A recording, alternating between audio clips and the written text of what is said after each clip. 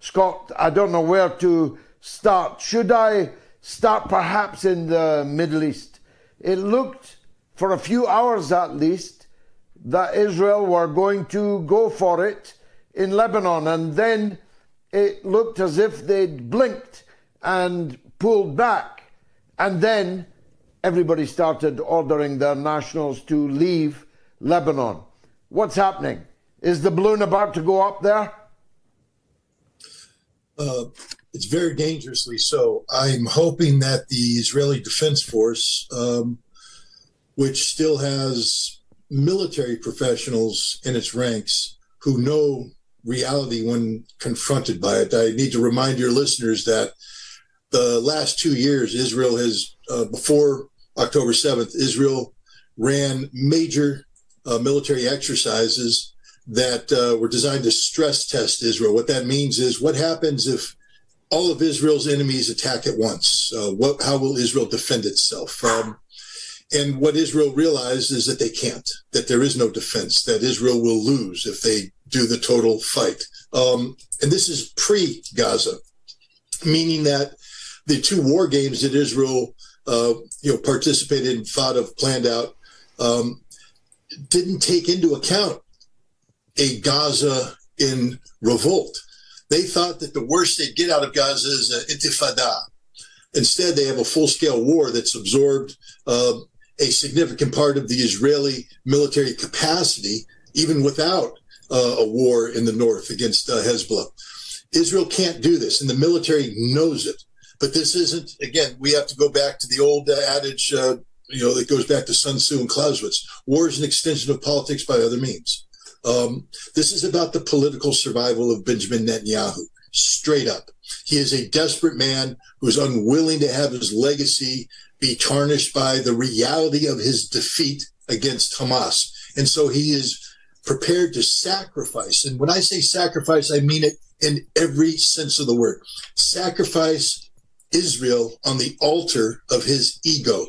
Israel not only will not win a war against Hezbollah, Israel will be destroyed by a war with Hezbollah, because it won't just be a war with Hezbollah. The gloves will come off everywhere.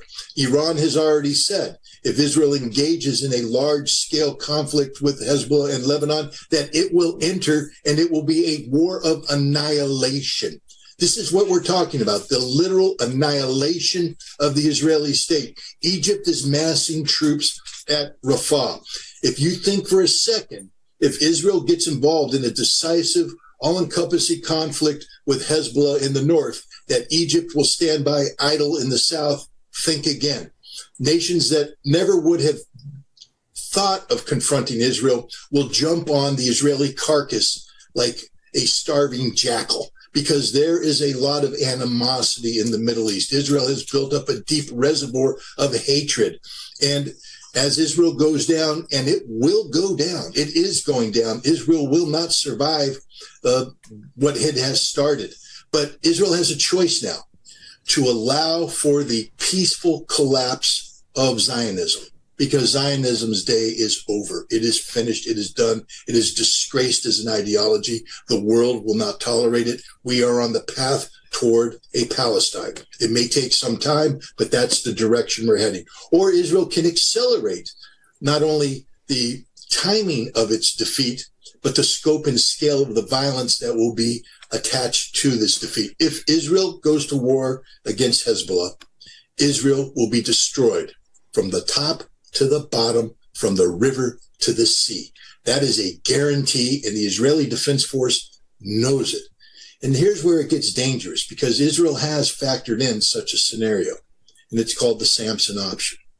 And that's the use of Israeli nuclear force. So for all the people out there cheering, saying, yeah, I can't wait till Hezbollah and Iran take it to Israel, understand, these sick genocidal maniacs are prepared. This is the same people who embraced the Hannibal doctrine, the Hannibal directive. They kill their own people.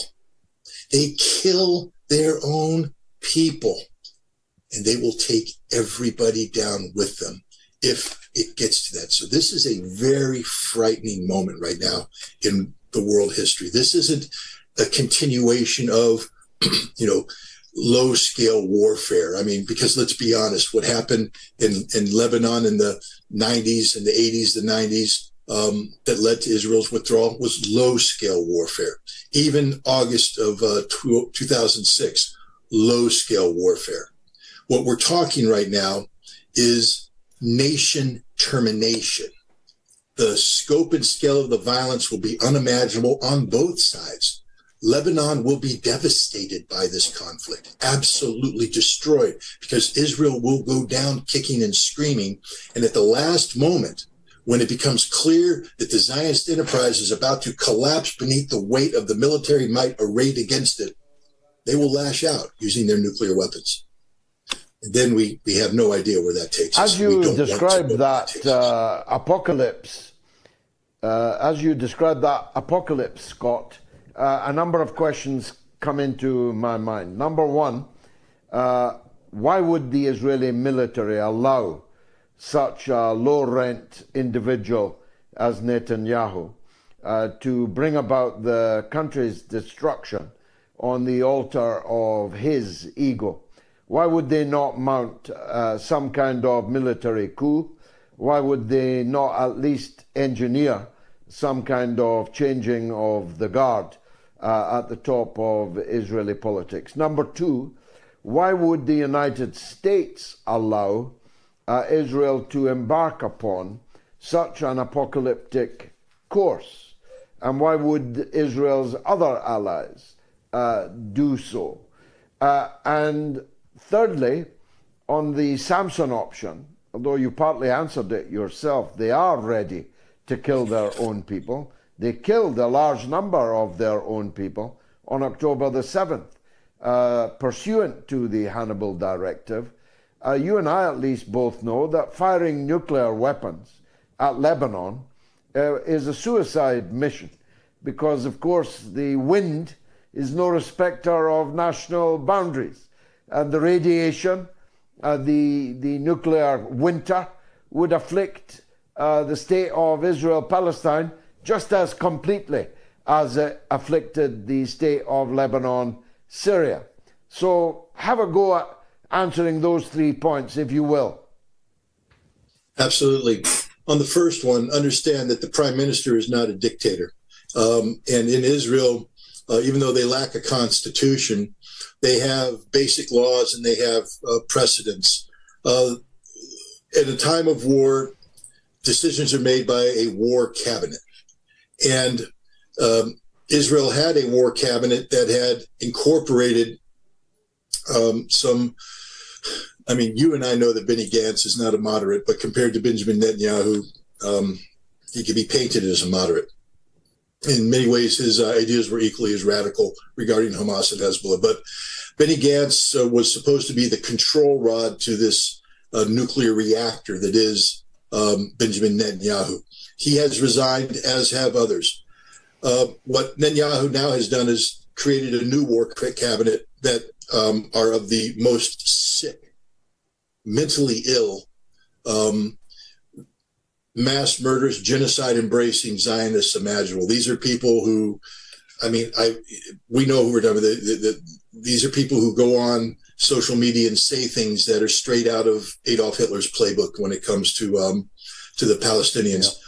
Yeah. In order to step in, the Israeli military would have to go against decades of an understanding about civil-military relationships, that the military is subordinated to civilian leadership. This would be a fundamental decision, and it may take place. They may be at that place right now because the Israeli military is not ready to commit genocide, at least, self-genocide, self-cleansing. And so we may see this revolt. Remember, before October 7th, Israel was in a fundamental crisis over Netanyahu's overreaching regarding the courts, the judiciary, etc. And at that time, the Israeli president said Israel is on the cusp of a civil war, not civil disobedience, a civil war with Israelis shooting Israelis because of the fundamental differences. If there was a military intervention, it would lead to a civil war. And all military leaders have to keep that in mind when they, in what they're thinking. But when you compare and contrast the options here, that is a better option than allowing Netanyahu to carry out actions which will result in the physical destruction of Israel and the Israeli people.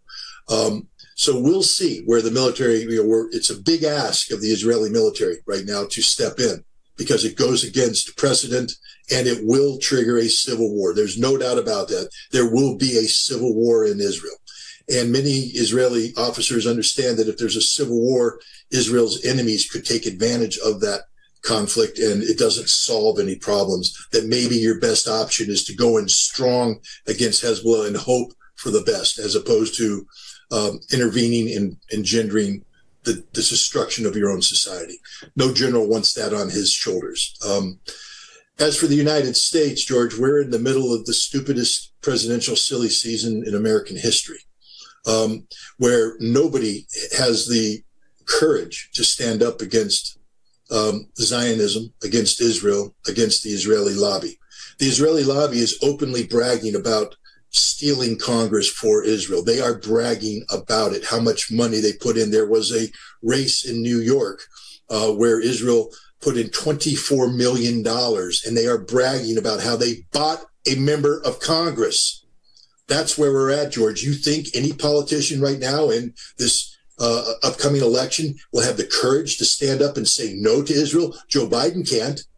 He, especially after that last debate, his handlers won't let him do anything or let anything be said that further weakens his position. The Democrats are desperate, and the one thing they have going for them is the Jewish vote, is the Jewish lobby, is the Jewish money. I should say Zionist money, but increasingly it's becoming hard in America to differentiate between the two. So no, and no ally of Israel that isn't called the United States will go against the United States. No one will go against America. No one has the courage. No one has the stature to go against the United States on Israel.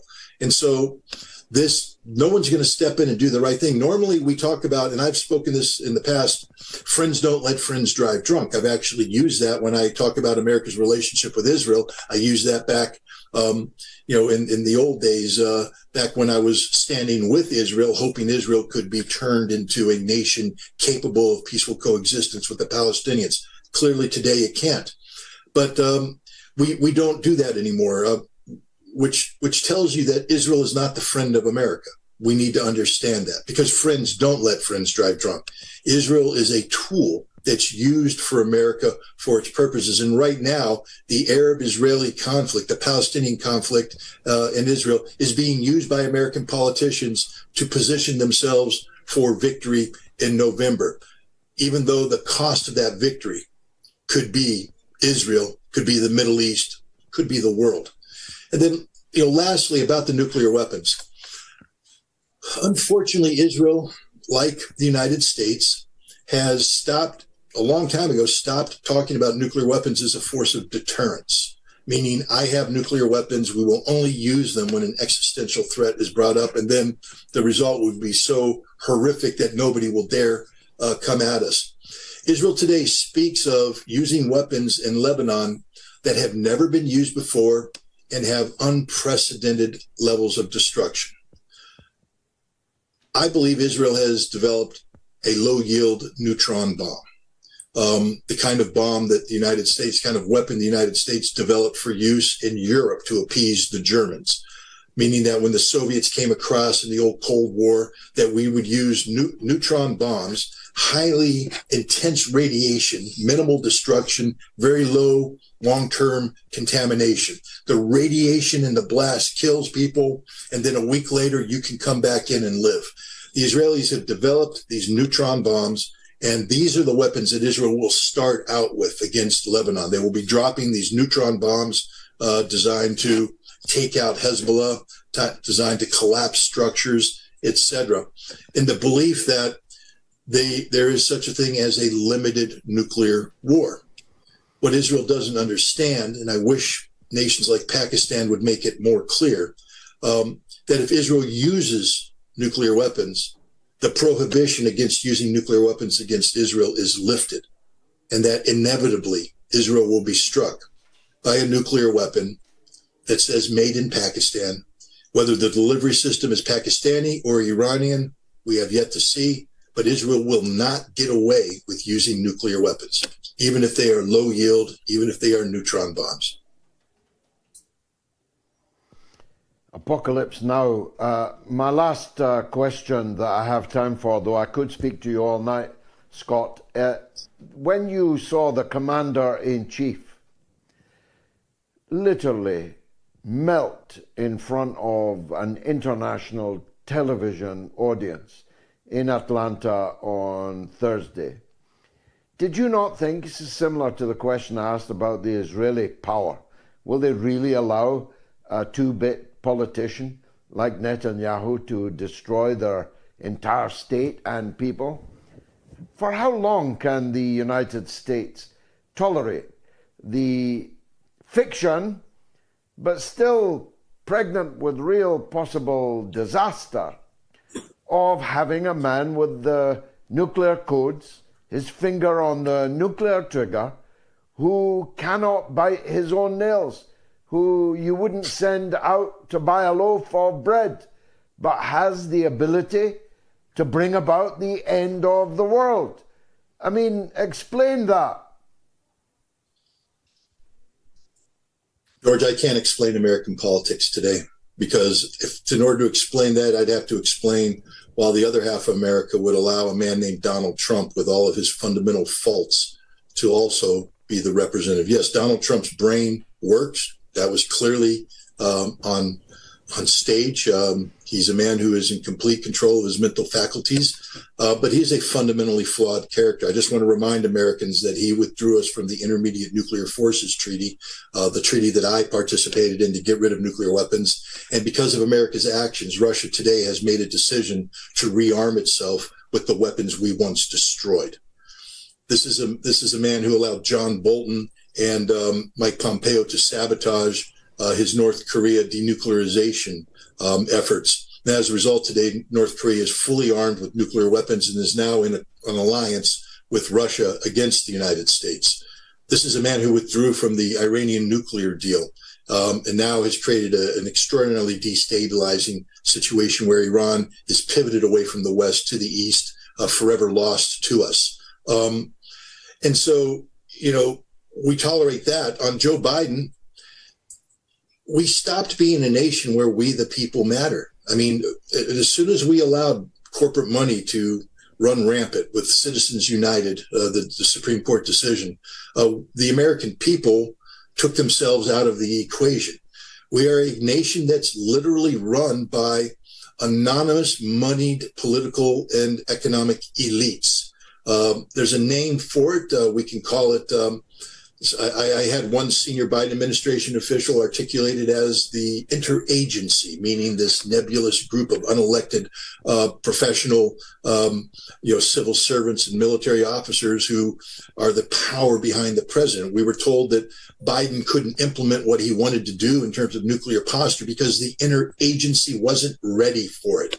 My God. That's a statement from a Biden administration official saying that. We can call the interagency the establishment. We can call it the swamp. We can call it the deep state. But that's the reality. Joe Biden is not in control of America today. We saw that. That was clear on stage that that man is in control of nothing. So who is in control? And who voted for them? Who put them in power? Where are the constitutional checks and balances? George, my country is fundamentally broken right now, fundamentally broken. And if we, the people of the United States of America, in order to form a more perfect union, don't start embracing the document that begins that way in its preamble, the Constitution and the values enshrined there, we are a lost cause, a fundamentally lost cause. Wow. Powerful stuff. Scott Ritter, as always, a great, great honor to interview you. Scott Ritter.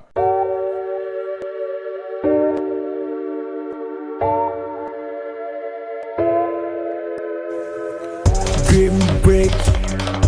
it make us sing. I know, you know, we say, as Pecco, I'm little, you know, I want this to need us so, yeah.